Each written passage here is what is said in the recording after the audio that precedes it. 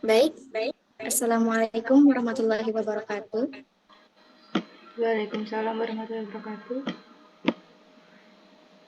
Di sini kami akan memberikan edukasi terkait penyakit menular dan tidak menular, yang mana kami akan lebih jelasnya memberikan edukasi terkait penyakit antraks terhadap manusia.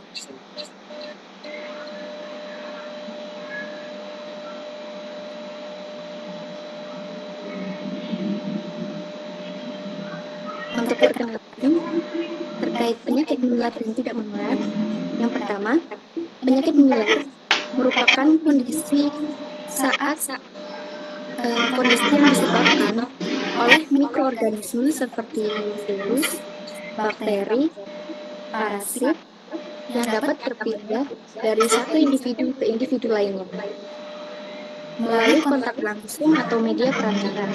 Sementara itu, penyakit tidak menular adalah jenis penyakit kronis yang tidak menyebar antar individu. Umumnya berkembang secara perlahan dan berkaitan dengan faktor gaya hidup, lingkungan, serta genetika. Contoh penyakit tidak menular seperti diabetes, penyakit jantung, dan kanker. Selanjutnya, kami akan bahas penyakit menular. Dalam jumlah penyakit menular, ada beberapa jenis yang perlu kita waspadai. Salah satunya yang sempat viral dan menarik perhatian banyak orang adalah antraks. Penyakit ini menjadi sorotan karena cara penularannya yang unik dan dampak seriusnya bagi kesehatan manusia. Di sini kami akan tentang antraks, yaitu yang pertama ada definisi, lalu ada model transmisi, ketiga faktor kemungkinan atau risiko, keempat pencegahannya, kelima pengendaliannya, keenam pengobatannya, ketujuh kesimpulan, dan yang kedelapan adalah referensi. Sebelum kita mulai, ini ada gambar penyakit antraks. Di situ terlihat ringan, lalu terkena antraks bagaimana, dan penyebab dari penyakit antraks sendiri. Selanjutnya,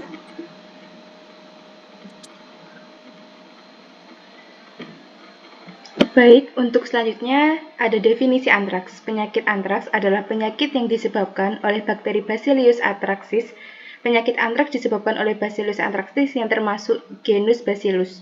Bacillus anthracis merupakan kuman terbentuk batang, aerobik, gram positif, tidak berflagel dengan ukuran kira-kira 1–1,5 kali 3–5 mikrometer sediaan yang berasal dari darah atau binatang terinfeksi. Kuman tampak berpasangan atau tunggal. Antraks merupakan penyakit pada hewan, terutama hewan berdarah panas dan pemakan rumput atau herbivora seperti sapi, kerbau, kambing, domba, dan kuda. Pada hewan liar, antraks dapat ditemukan pada babi hutan, rusa, dan kelinci. Mode transmisi. Mode transmisi siklus infeksi diawali ketika ternak terinfeksi antraks. Ternak terutama herbivora seperti sapi dan domba sebagai inang primer umumnya terinfeksi spora B. anthracis. Ketika merumput atau memakan dedaunan yang terkontaminasi spora antraks, bakteri antraks yang masuk ke dalam tubuh hewan bersamaan dengan makanan akan berkembang biak di saluran cerna. Hewan terinfeksi kemudian akan mengeluarkan bakteri antraks bersamaan dengan feses, urin, atau kotoran lainnya. Selain itu, hewan terinfeksi antraks yang mati masih mengandung banyak bakteri antraks di dalam jaringannya yang kemudian akan berubah menjadi bentuk spora apabila bangkai hewan terbuka dan terekspos oksigen atau air. Spora antraks yang keluar dari tubuh hewan terinfeksi kemudian akan mencemari tanah, rumput, dan sumber air di sekitarnya. Tanah atau area yang terkontaminasi dengan spora B. anthracis dikenal dengan reservoir antraks. Manusia dapat terinfeksi antraks melalui beberapa rute dan umumnya disebabkan adanya interaksi dengan hewan terinfeksi, memakan atau memproses produk hewan yang terkontaminasi. Untuk faktor resiko utama penularan antraks pada manusia adalah yang pertama, kontak langsung dengan hewan atau produk hewan terinfeksi. Yang kedua, luka terbuka saat menangani ternak. Yang ketiga, konsumsi daging terkontaminasi. Yang keempat, lingkungan yang tidak mendukung biosecurity. Yang kelima, profesi berisiko tinggi seperti peternak, dokter hewan, petugas pemotongan hewan, dan yang terakhir, kurangnya koordinasi lintas sektor antara kesehatan hewan dan manusia. Untuk pencegahannya ada beberapa. Yang pertama, konsumsi daging yang disembelih di rumah potong hewan resmi. Selanjutnya, masak daging hingga matang sempurna sebelum dikonsumsi. Cuci tangan dengan sabun setelah menyentuh daging atau hewan. Jauhkan hewan yang sakit dan lapor ke dinas terkait. Dan selanjutnya, jangan sembelih hewan yang sedang sakit. Keenam, jangan membawa hewan sakit ke daerah lain agar tidak menyebar. Yang ketujuh, lakukan vaksinasi pada hewan ternak yang sehat. Yang kedelapan, lapor ke puskesmas atau fasilitas kesehatan jika menemukan gejala antraks.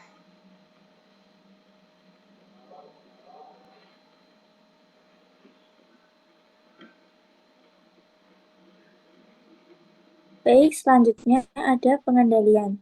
Strategi pengendalian antraks atau post-outbreak. Yang pertama ada penanganan kasus manusia, yaitu ada isolasi pasien jika perlu, terutama antraks inhalasi. Segera beri antibiotik, pensilin, doxilin, atau ciprofloxacin. Rawat inap untuk kasus berat dan laporkan ke Dinas Kesehatan SKDR. Yang kedua ada investigasi atau epidemiologi. Telusuri sumber penularan, hewan mati atau daging. Awasi kontak erat dan temukan kasus baru di masyarakat. Yang ketiga ada penanganan hewan dan produk ternak. Periksa hewan sekitar lokasi, vaksinasi hewan yang rentan di daerah terdampak, musnahkan bangkai dengan benar, bisa dibakar, kubur, atau disinfeksi, dan larangan konsumsi dan penjualan produk ternak terinfeksi.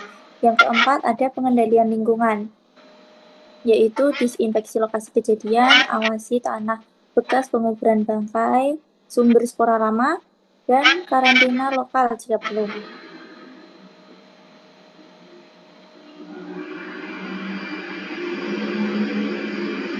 Lalu yang nomor 5 ada edukasi masyarakat mengenai bahayanya menangani hewan mati mendadak, risiko konsumsi daging ilegal, gunakan APD saat kontak dengan hewan, laporkan kematian hewan mendadak ke petugas.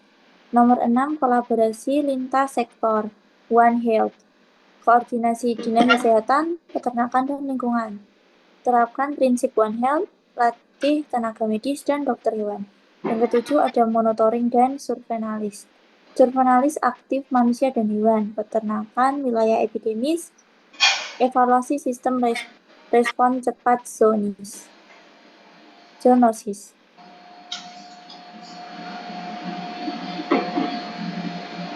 Bagaimana pengobatannya?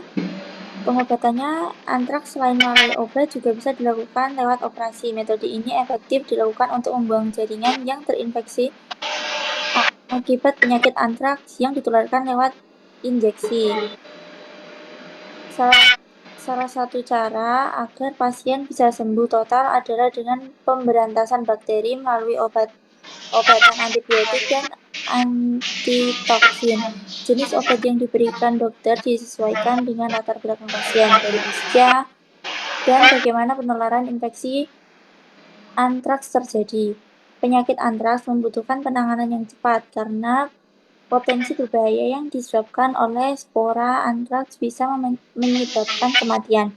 Semakin lama ditangani, bakteri semakin banyak memproduksi racun di dalam tubuh dan mengganggu fungsi kinerja organ. Selain itu, pengobatan dengan terapi antitoksin dilakukan untuk membasmi toksin-toksin yang berasal dari bakteri antraks. Proses ini untuk mengeliminasi racun di tubuh dan membersihkan tubuh dari dampak buruk kontaminasi toksin.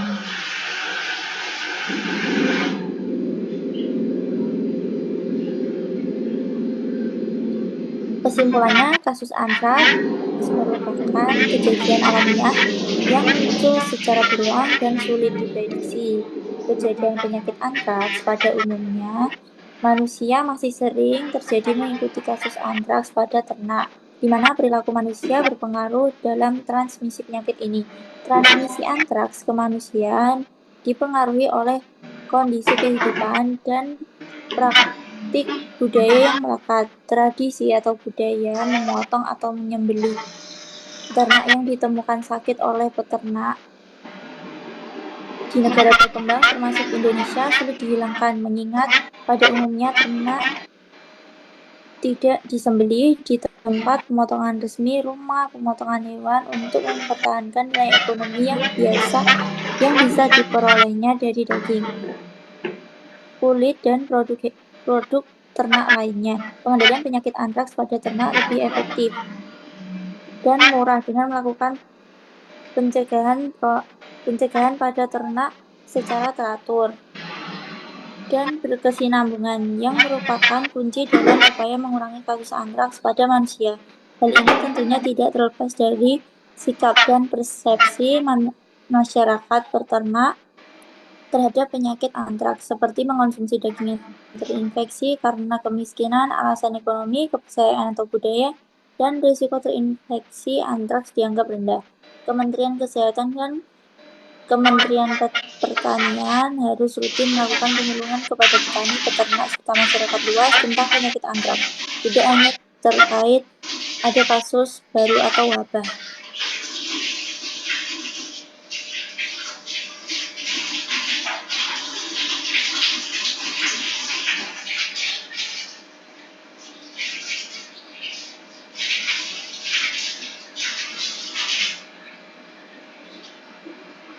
Baik,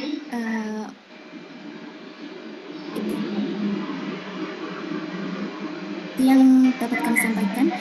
Lalu ini ada referensi yang kami ambil untuk menjadi referensi kami dalam menyampaikan edukasi tentang antraks. Terima kasih atas perhatiannya. Semoga dapat bermanfaat. Jangan ada antraks di antara kita. Baik, wabillahi taufiq wal hidayah. Wassalamualaikum warahmatullahi wabarakatuh. Waalaikumsalam warahmatullahi wabarakatuh.